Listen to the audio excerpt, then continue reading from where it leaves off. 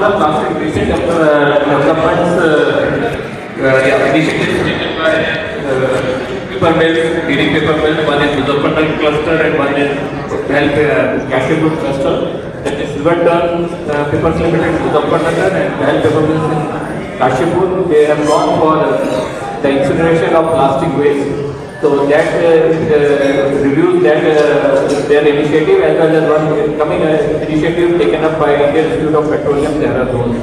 So to start with,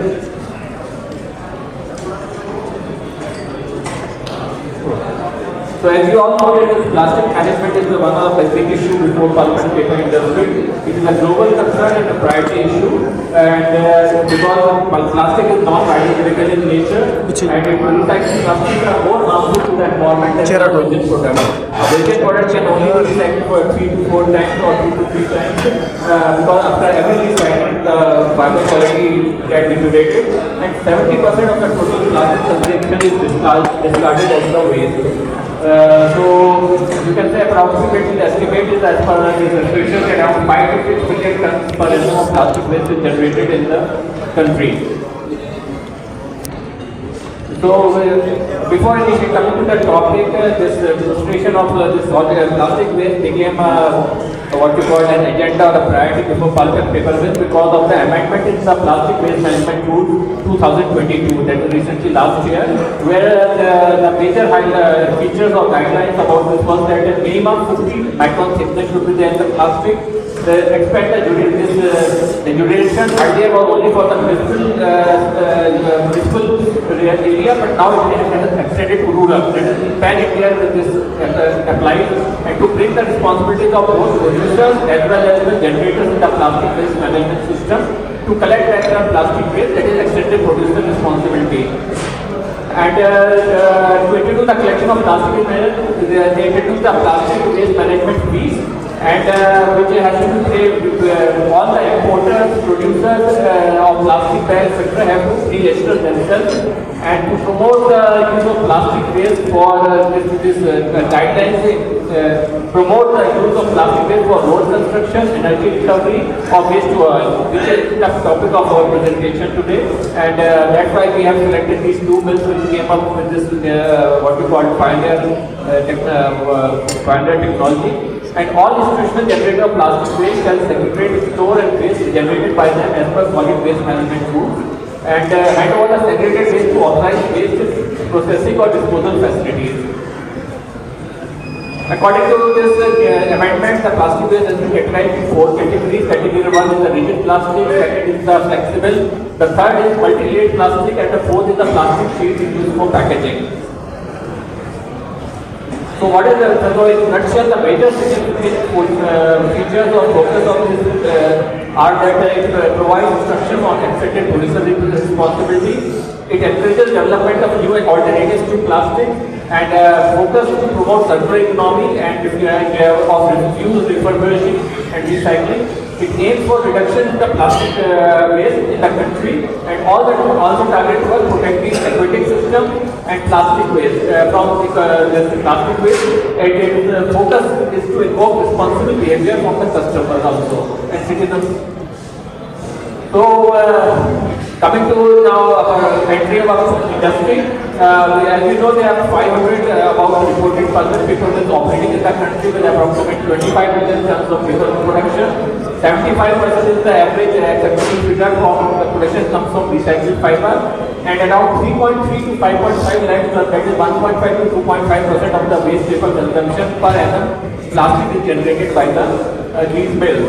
And then handling and disposal of plastic waste generated is very big issue, because they have, as per the guidelines, they have to undertake the significant cost for handling and transportation and disposal for co-processing with cement industries or through authorized recycling.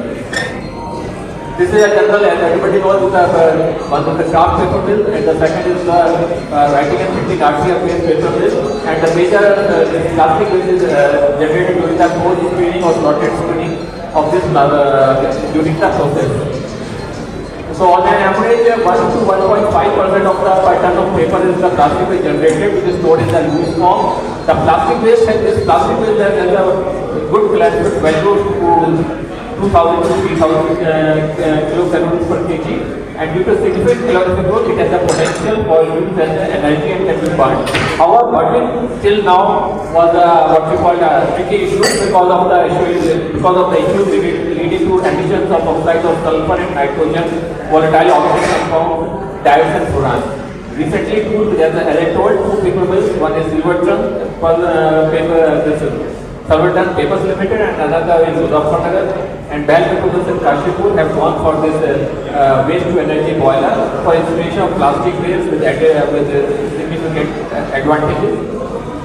So this is the plastic waste at the mill site, and they are incinerating it because the quantity is not available along with the municipal solid waste. So the general composition, as you know, is composed of polypropylene and polystyrene, polyurethane, nylon. These polypropylene and polyurethane have a good calorific value and which can be incinerated, and while the polyurethane, nylon have a potential for chemical recycling. Compared to the conventional energy sources, polythene, polypropylene and styrene are the three main polymers of high calorific value. And the general characteristic of plastic is around 30 to 60% moisture, impurities 40 to 50%, which include metals, spins, and staples, etc. Solid waste is generally 50% organic on an average, and 50% which is waste, 20% recyclable, and inner 22% and 5%. This is the water the general feature, and the calorific is around 15 to 2500 kcal. So this is the basic layout of this waste to energy boiler, where this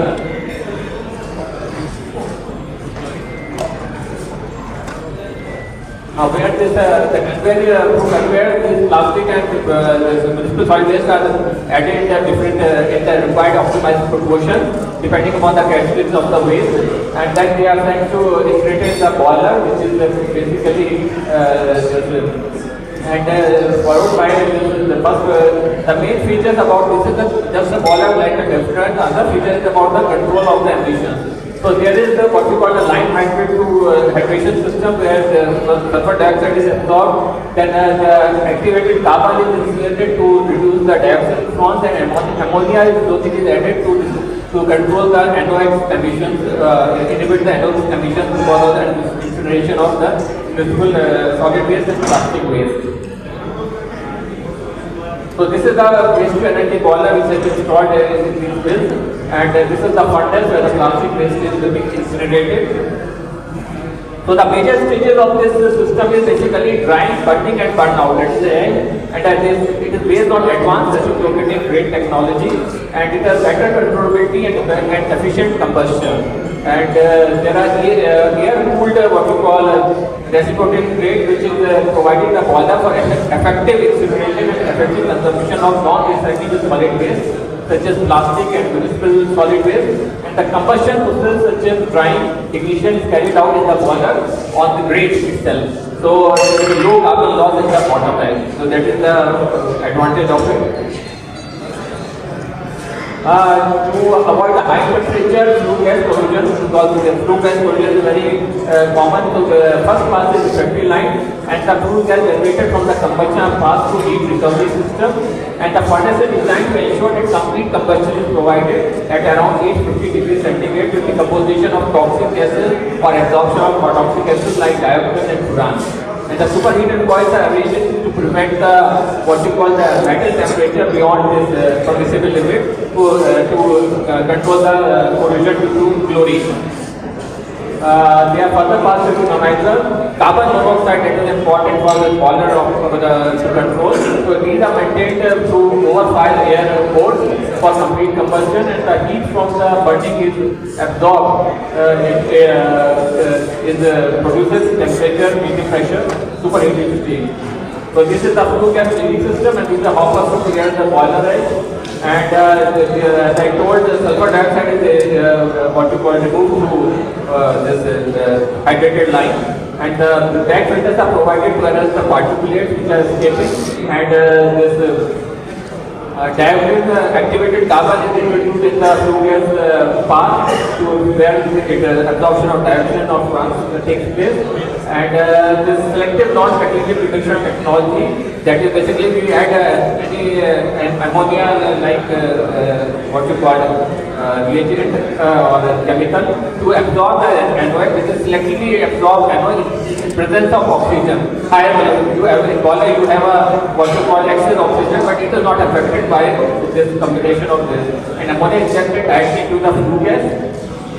So this is the what is like the pre-located where the ammonia either in the form of urea or directly added to it, and the back filter is designed to avoid this control the particulate emissions. And whatever the steam which is generated is being used by both of this to run the turbine. Behel it is around 2.5 and megawatt turbine, and Silverton is a 4.5 megawatt turbine, and they are able to dispose the present around 100 to 110 tons per day of plastic to Behel, and 300 to 350 tons per day Silverton paper limited plastic and viscous solid waste. Full ratio is generally 1.8 to 2 tons per steam per ton of waste. So this is a basic what we call economics, which has been jotted out because it has been recently commissioned. So what is expected is around there is a payback period of around 2 years from the date of. So it is quite good to pay back because of the fuel cost and the business. Now coming to an upcoming technology which is being developed by Indian Institute of Petroleum, where it converts this this plastic waste to liquid, this diesel or butane along with the subsequent production of LPG. And the mechanism is again thermocatalytic conversion of this polyethylene and polypropylene into valuable hydrocarbons. And the estimated production is around 700 to 800 liters per ton of plastic, and or 500 liters of petrochemicals per ton of plastic. They have already come up with a pilot scale capacity of 1 ton capacity, and cost 30 crores and a payback of 3 to 4 years. The production, the optimization needs to be done about some plastic that is to be stated, and the institute is looking for an industrial partner, and for that CPPRI has already signed an MOU with IIT, and we are looking for an industrial partner to support this project, trial in the pulp and paper industry. So to conclude that the plastic boiler pellets the waste to energy boiler pellets is help disposal and management of this plastic waste, incineration of municipal solid waste, added advantage, and waste volume after incineration can be reduced by more than 90% of it and 95%. And it supports our Indian government goal of sustainable development and net zero ambition. And the electricity power generated through utilization of plastic can help further sustainability of this equipment or the payback. And the quality, quantity, and characteristics of the moisture content of the content performance depends on these. And the regular optimization of the mixed fuel and regular analysis is required to be done. And baling machine can be introduced. It helps in reducing the moisture and overall improving the combustion. So in all, this is a good initiative by these two bills, and they need to be appreciated. They have come out, and the Uttarakhand Pollution Board has already recognized this waste to energy boiler as an appropriate step and given clearance similarly. So we hope that there are some nitty-gritties and some bottlenecks that are being addressed. But in all, this is a very what we call robust and sustainable type of a technology which we can think of replicating in other fields also. So this all, and I wish all the international where you have come so close to Muzaffarnagar, come to our institute. It's a very great institute, and anybody who wish to come to invest by going back to business, drop to CPPR. Thank you so much.